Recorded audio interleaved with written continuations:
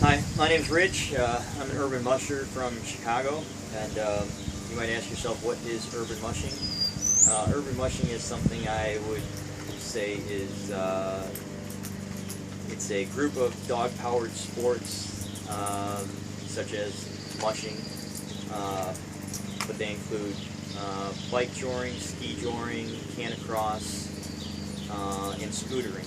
And all of these are dog-powered sports you can use with one or two dogs in a city environment, hence the name urban. And I live in the suburbs of Chicago, so we basically use any available trail, forest preserves, the parks, anywhere we can get our hands on some open trails.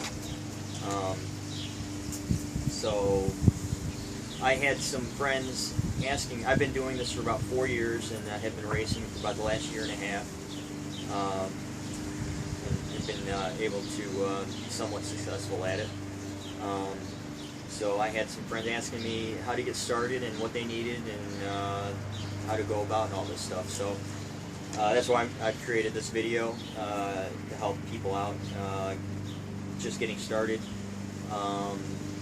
I'll have another video more on the training aspects, but for this video it's going to be mostly just types of dogs and equipment needed in order to do this stuff.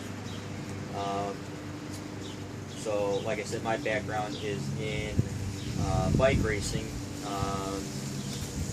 I've done cyclocross, mountain bike racing, road racing, triathlon, so I try to stay active, and I still participate in that kind of stuff, but I also, during the winter months, colder months, I like to train my dogs as well.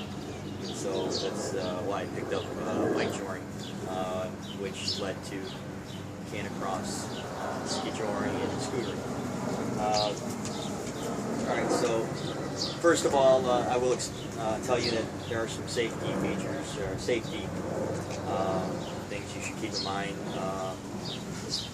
As far as dogs are concerned, any dog that enjoys pulling, that's athletic, will work for these types of sports. In our club we have German Shorthair Pointers, which make excellent dogs. Lots of racing dogs are bred with German Shorthair Pointer. So, like I said, German Shorthair Pointers, Vizslas, we have Labradors, we have Labradoodles. We have all kinds of dogs that participate in urban mushing with us.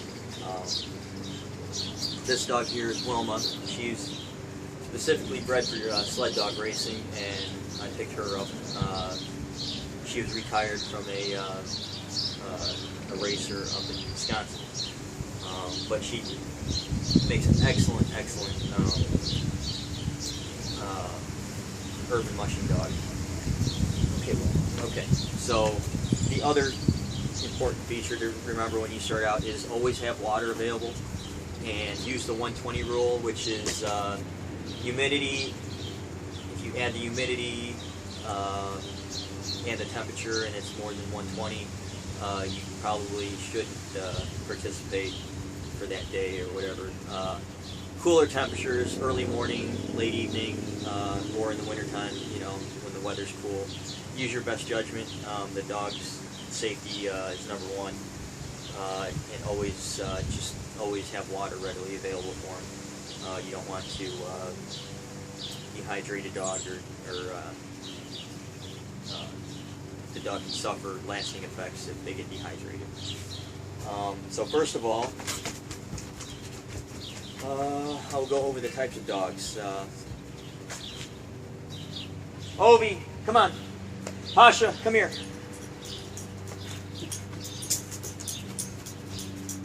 So this is my dog Pasha, and like I said, I already went a little bit over dogs, but he's another dog I picked up.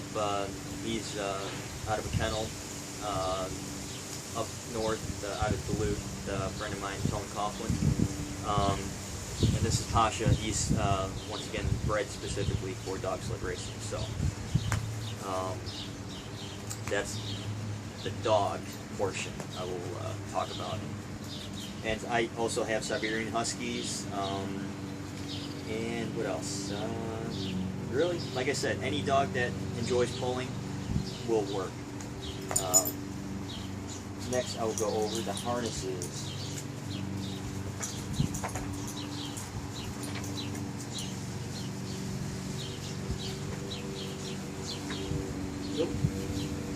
So these are the harnesses. These are X-Back style harnesses. You really can't get these at any pet store. You have to go online, pretty much order it. Just when you go online, go to the manufacturer's sizing recommendations and make sure you get the correct sizing. It should state where to measure and what size they need. Good resource where I go is Howling Dog Alaska. Also happens to be one of my sponsors. Just another type of X-Back harness.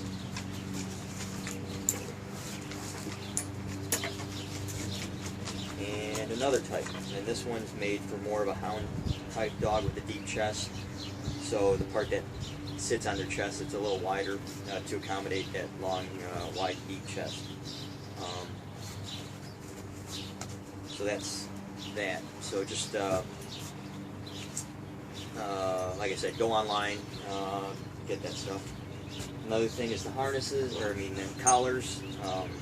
We use semi-slip collars. They tighten up a little bit, just so they won't slip over their head when they're working, when they're pulling. So they're kind of like I would say a choke collar, but they're not. They're not a choke collar. They slip a little bit. That's why they call them semi-slip collars. They stop before it would choke them. Once again, that's a dog sledding specific item. So you can get those at your whatever online store you go to. That's collars. Lines, same deal. Dog sledding specific merchandise. You can go to any of your online stores and get it, or you can make it. And this particular one I made, it's got a bungee incorporated in it. All of your gang lines, this is known as a gang line. All of your gang lines will incorporate some sort of bungee or spring or something to take out some of the shock, initial shock of the dog starting, and while they're running down the trail, it'll absorb a lot of the sudden tugs and pulls. It's a safety feature that's incorporated. This is a 2-dog gang line. It can easily be made into a 1-dog gang line. It's got a little loop in here, and if you pull this out, it becomes a 1-dog gang line. You can also use the 2-dog gang line if you want to just hook up. You can hook up both of them to 1 dog. That's fine too. I would rather remove it. It's less stuff to get tangled up, less stuff to worry about. So I just remove it and get yourself a 1-dog gang line. So there's that. And like I said, you can purchase these anywhere online. Most places sell them. Or you can purchase the material and make it yourself, and that you would have to do more research on. Or I can come up with a video later on, but for the time being, I'm just telling you how to get started and what you need. The neckline is something you would use for 2 dogs, for your lead dogs. It would connect them together,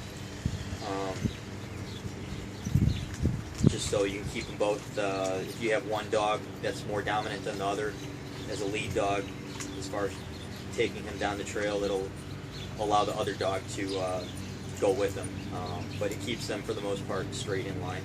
So that's your neckline.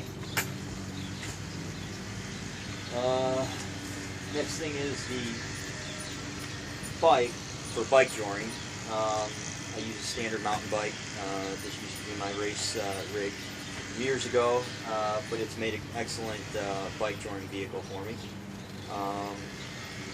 Regular 26-inch mountain bike, but you can use anything from a cyclocross bike to beach cruisers.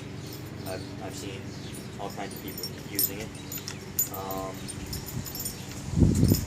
But what you want to do is to hook this up, and hook up your Bikejoring line is a lanyard, and this was specifically made for Bikejoring or scootering or whatever. But pretty much you can make all this stuff once you see it. It's pretty easy to make. You would just hook it up to your head tube. You don't hook this up to your handlebar or your stem or the neck of the stem. That would be dangerous. So hook it up to your head tube, and there you go. That's hooked up, and then you would just hook up your gang line to it.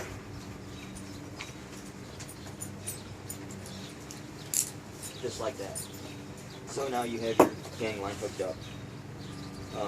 Another option is, if you don't have a specific lanyard, is when you order your collars, order an extra collar,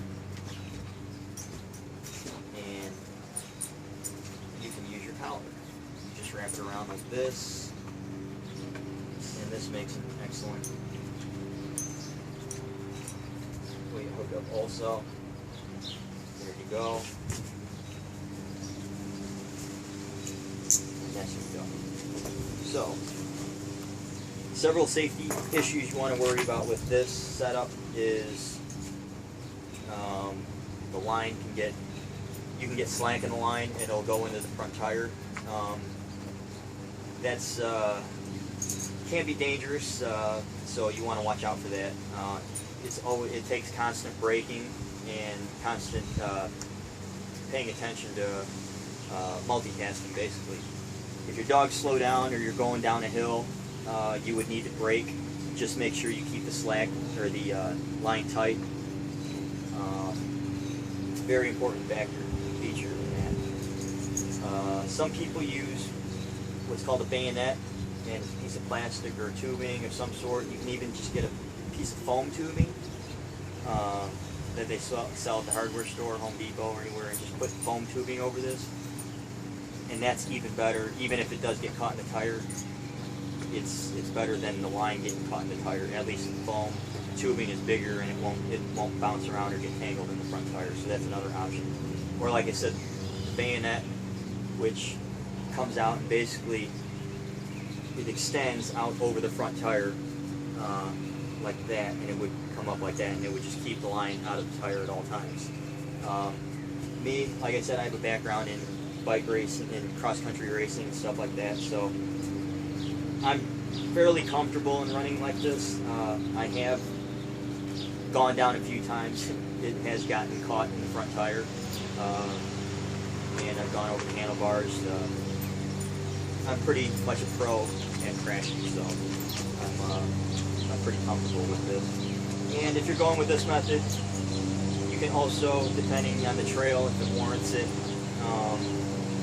if you feel comfortable, you can just grab the line and hold it out of the way until the dogs pick up their speed again, at which point you can let go.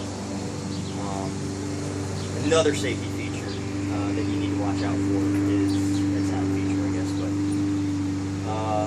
you would want to watch out if you have a dog that's small prey driven, like one of my dogs. As you're on the trail, be aware that there could be a squirrel or something that's running across the trail, and they might take you 90 degrees to the left or right and into the woods, which I have had mine take me several times doing that. Luckily, knock on wood, no major crashes.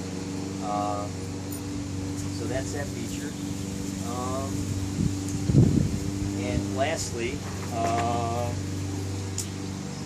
here, I think I've gone over everything, But your commands, I don't remember if I went over that, but go online.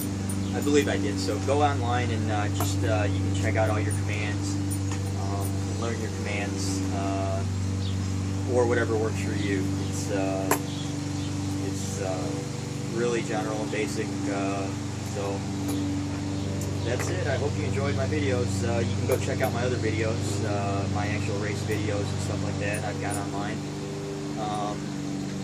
And I should coming up out with a more of a how-to video of how to get started.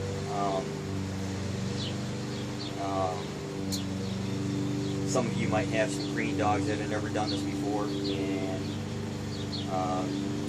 I've gone through that and know what how difficult it can be. So watch out for my other video on the actual training methods.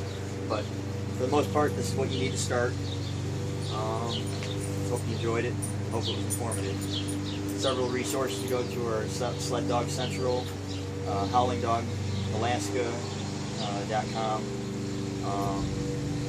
and check out those websites. And, you should be able to find what you need, find some resources. So, thanks, appreciate it, and good luck.